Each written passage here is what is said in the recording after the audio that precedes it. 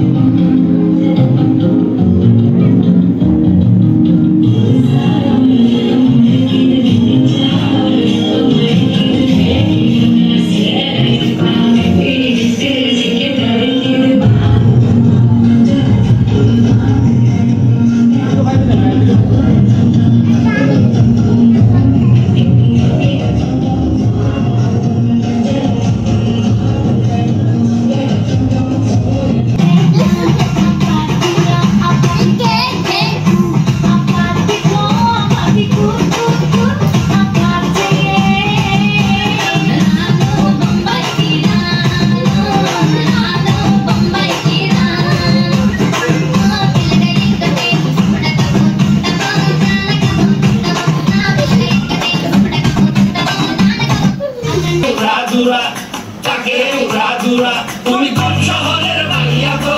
ডাকে উড়াদুরা সজনী সজনী তোমার দেখিয়া মাতাল হইয়া রাতের ঘুম গেল ইউরিয়া। সোহাগ থাকবো তুমি ঘুমুর পায়ে দিয়া নাচয় সখী তোমার দেখি পরানো ভরিয়া। আগুন দাও লাগাইয়া মনের ঠিকানায় মান্না হইলে পরে দেখানি বোঠানায় রইলে তোমার কাছে মন লাগে ফুরফুরা। দেখো তোমার জন্য পাগল জীবন থেকে পুরা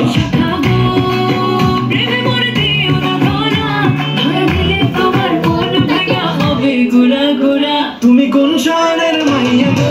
লাগে ঘুরা ঘুরা তুমি কোন শহরের মাইয়া গো?